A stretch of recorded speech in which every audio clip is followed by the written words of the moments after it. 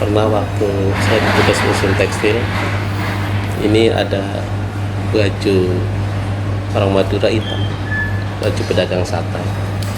Waktu saya belum ke sana, tanya waktu fotonya gambarnya palem botol. Setelah dipoto, gambarnya palem botol, bukan baju itu.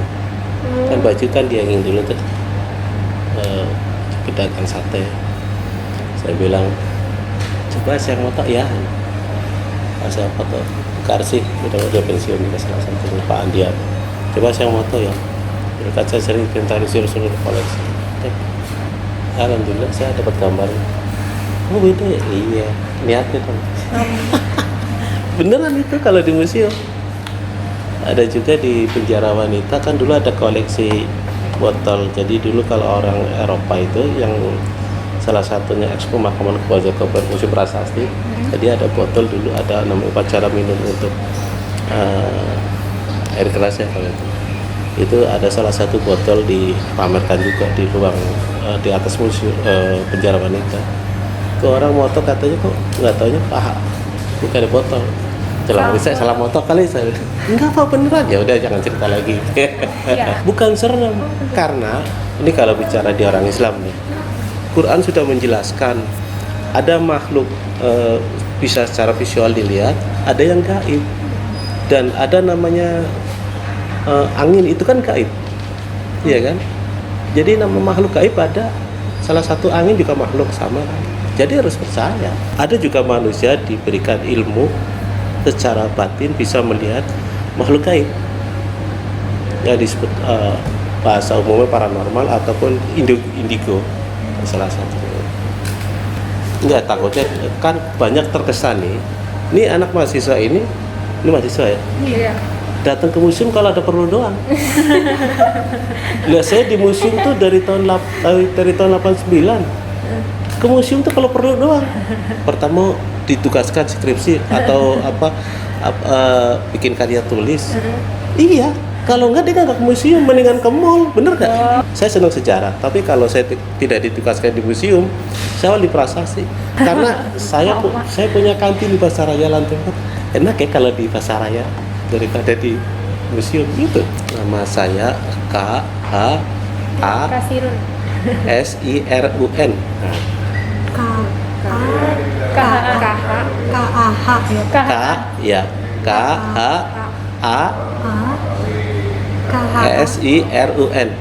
SIRUN. Kasirun. 7 huruf ya. Oh, KHASIRUN ya. 7 huruf ya. 7 huruf.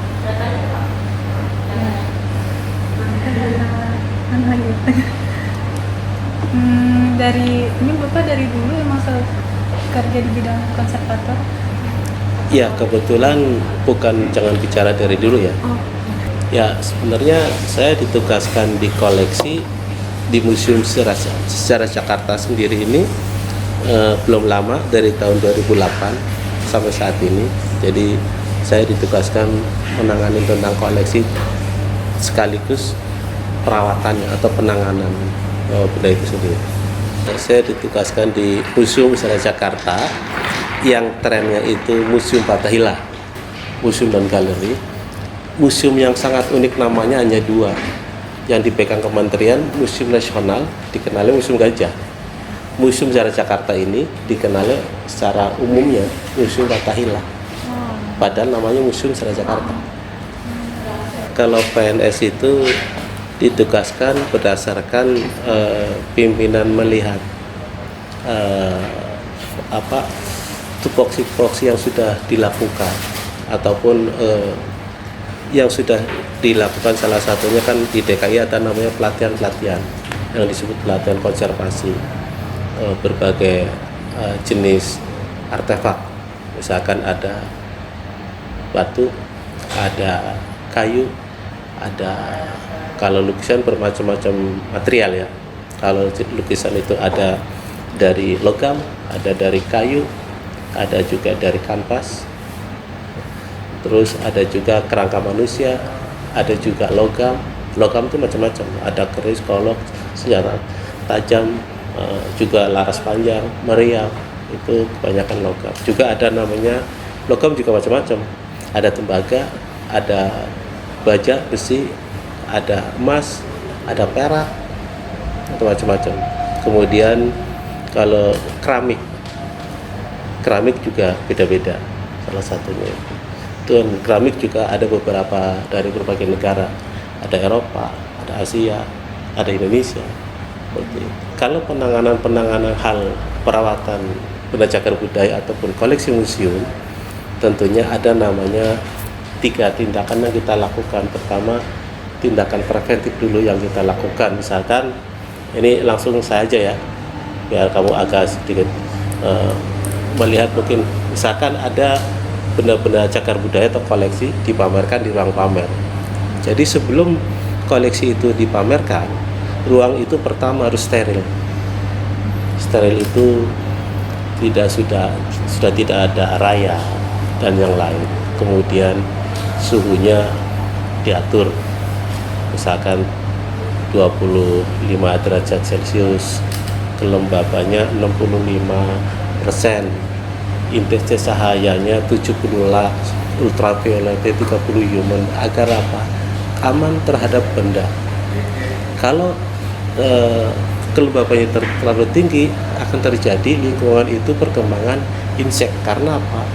Bumi alam Indonesia, khususnya Jakarta, kalau tidak seperti itu, perkembangan inseknya cepat.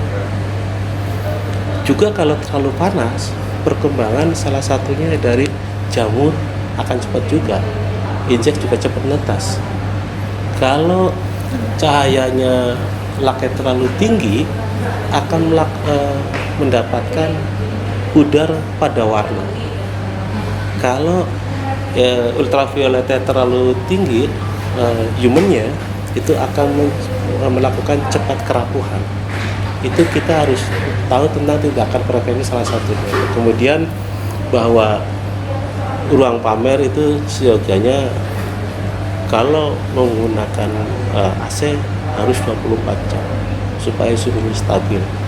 Terlihat nanti kalau yang lain, misalkan kalau logam atau kayu tidak terlihat, tapi kalau di lukisan, kalau yang menggunakan kanvas nanti akan bergelombang sekian waktu.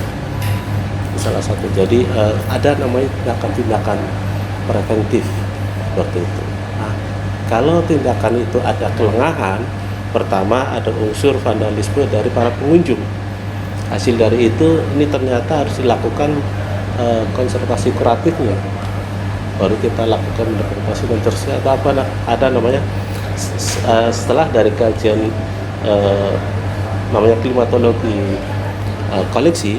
Hasil dari itu ternyata ada yang negatif, ada yang positif melakukan kerusakan ataupun rayap. Itu nanti dibuat kajian identifikasi kerusakan kepada fisik itu sendiri, baru dilakukan kontak proses perawatannya seperti itu, sampai titik sehat benda itu.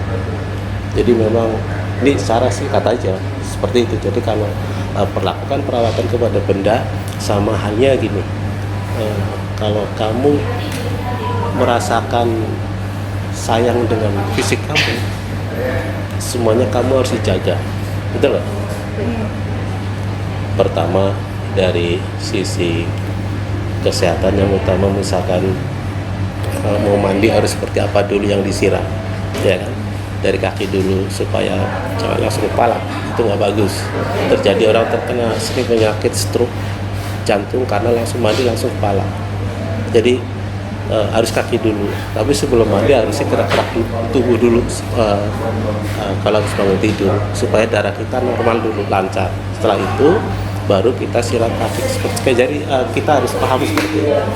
Setelah itu mandi udah selesai semuanya, bahwa habis tidur itu makanan sudah proses habis, sebaiknya apa? Kita harus bahasa Indonesia itu breakfast yang kita mau. Misalkan secara alami kita biasanya apa makannya, misalkan bubur, nasi, supaya tidak terkena masuk angin. Jadi bahwa konservator sama halnya dengan dokter. Kalau dokter penanganan fisik manusia ataupun hewan, tapi saya menangani benda yang ditanya tidak bisa jawab. Yang jelas ada perbedaan. Selama masa wabah corona pandemi 19 ini. Jadi hampir kurun waktu 3 bulan ya, ada keuntungannya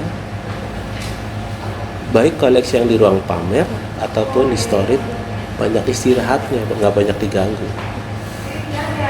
Itu keuntungannya. Ya, keuntungannya seperti itu. Dikala setelah new normal ataupun PSBB, sekarang namanya PSBB transisi, itu masyarakat berkunjung museum tentunya masih agak sedikit was-was ataupun khawatir, sehingga kan sedikit mau berkunjung. Saat ini pun masih ada keuntungan. Ini tentang koleksi. Keuntungannya tidak banyak udara manusia yang masuk. Udara manusia kan macam-macam. Mungkin berbicara dekat ada percikan, ya, ataupun hawa panas dari pengunjung yang datang. Kalau saat ini kan berkurang, hampir kurun waktu 3 bulan.